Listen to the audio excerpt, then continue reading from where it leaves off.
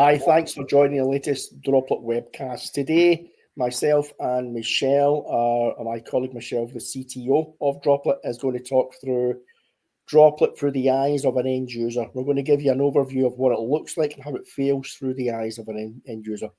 We'll also take a look under the hood and show you the back-end infrastructure so that you can eliminate any concerns you may have around how Droplet is managed, deployed, and more importantly, the end user experience. So without any further ado, I'm going to pass over to Michelle, who'll talk you through the actual product demo. Michelle, over to you. Cheers. Thanks, Derek.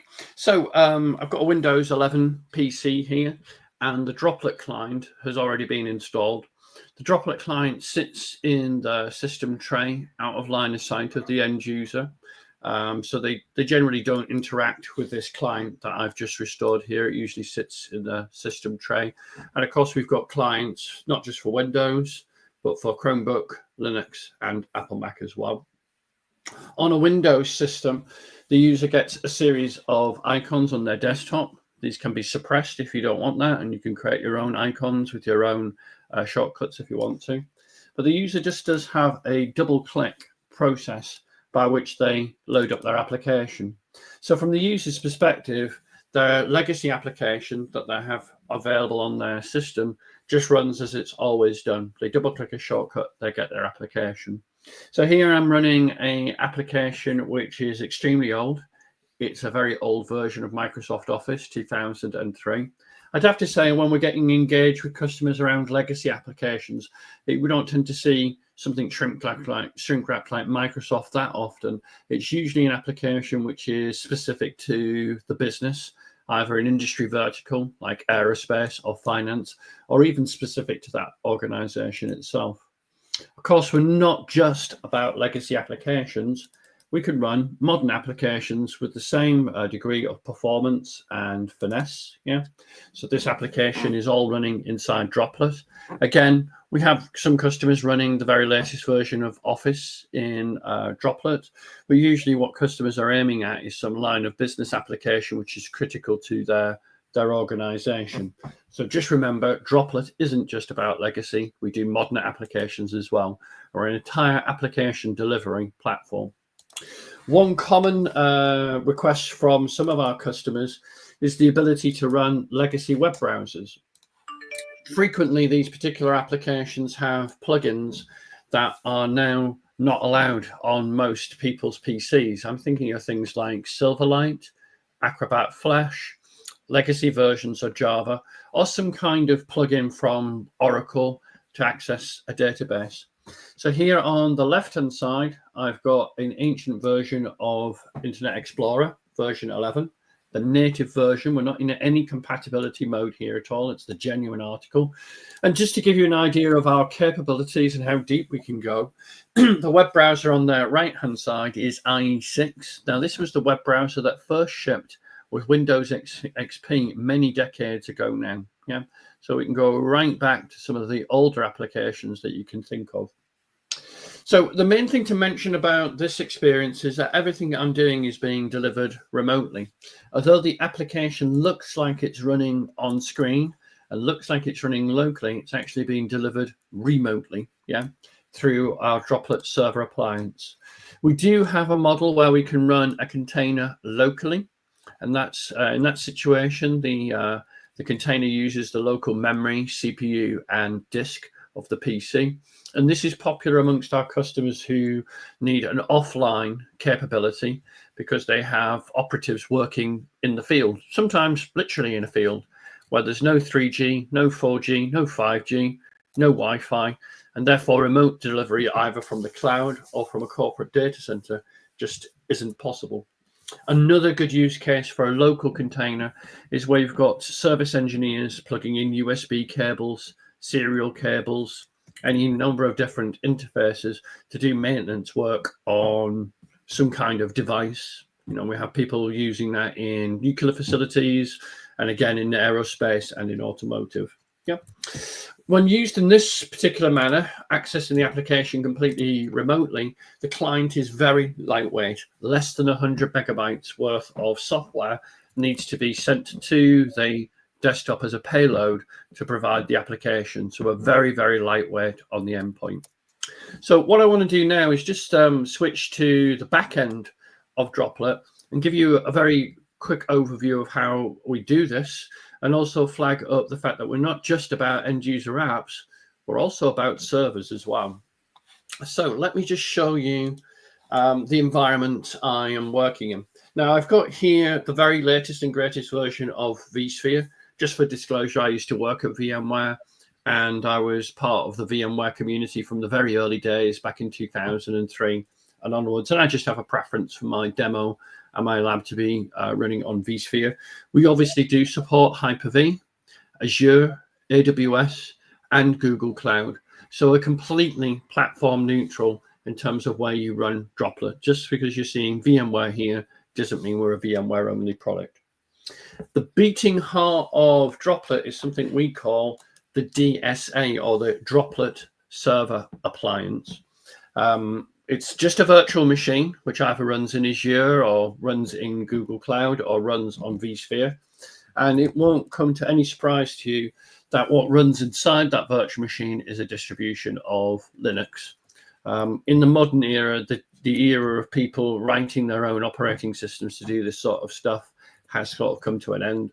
So you have a very lightweight distribution of Linux, and to which we add our software and then package it up for rapid deployment to customers' environments.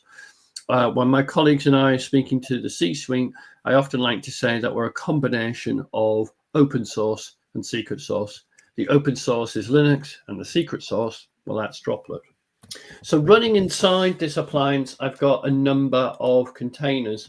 This particular container is the one I use for delivering the legacy application.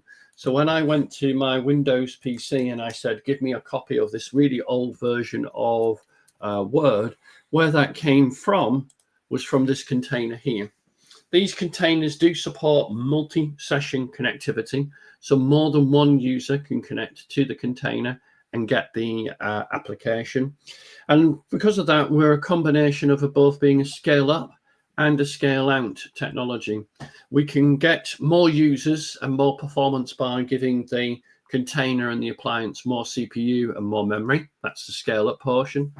But we also have our own load balancer, which allows us to have multiple Droplet server appliances and distribute the load across multiple DSAs.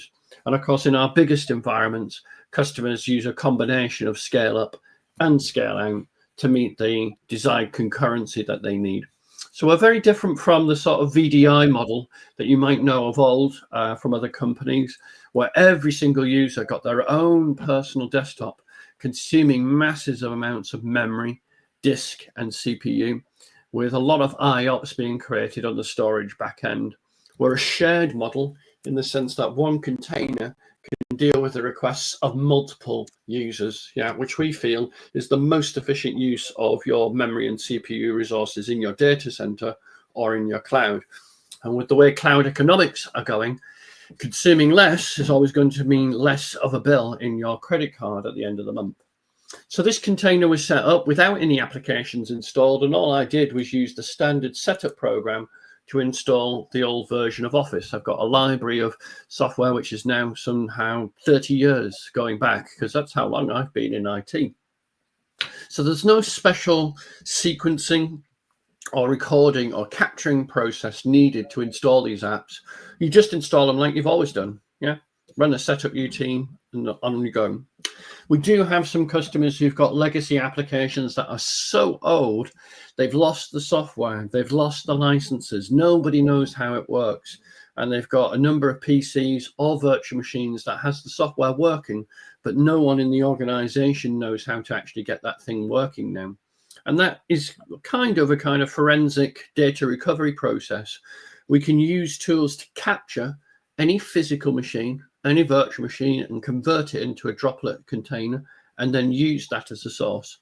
I'd say about 90% of our customers, or perhaps more, do a clean install, because if you've been in the industry a while, we all know that a clean install works better than any upgrade. But if you're in that wheelhouse where there's really no options, nobody has the software or the licenses have been lost, we can actually recover that kind of configuration. The other container that I showed you was the container that is running the modern applications. The modern applications. Same principle here. It's just based on a newer kernel that we have. And I installed the modern applications into this particular system. So when the user did a double click to say, I want the latest version of Excel, it came out of this container here. And then the last thing I want to mention is that I've focused obviously on apps, and we can be just an end user compute solution to customers delivering either legacy or modern apps. But frequently our customers say, I've got this legacy application, but it also connects to an equally old legacy server environment, which is a problem to the business. Can you help? And the answer is yes, we can. We have the ability to capture the state of any legacy server, whether it's physical or virtual, and make that run inside a Droplets environment. So here I'm showing 2003, 2008, and also 2012 running inside Droplet. Where these containers originally came from was in my vSphere environment. And they were exported out of vSphere using the OVA format and then converted by us into a Droplet container. Once both the client and the server are all running within the context of the Droplet bubble, for want of a better way of putting it, they are protected by the NeverTrust encryption algorithm that we use to encrypt all access. They're completely isolated from the corporate network. The only way in, the only way out is by using Droplet. And we can deliver the applications to the user seamlessly, so they're not even aware that any of this is actually happening. Pretty cool, eh? Anyway, that's the end of my demo. Thanks for joining us, and I'll hand back to Derek. Thanks very much, Michelle. Really appreciate that. Hopefully you found that useful, and hopefully it answered some of the questions you may have around where Droplet could help you in your environment. If any of these topics are of interest, if you have an application that is giving you challenges around migrating to Windows 11 or preventing you from achieving Cyber Essentials, we offer a free, fully supported trial of the product. So if you have an app you want to see running in Windows that you can't get in a Windows environment now, reach out to us and we'll help you achieve that goal. Thanks very much for joining today. I hopefully you enjoyed it. And join me next week where we'll be doing another webcast. Watch out for the posts on LinkedIn. Thanks again.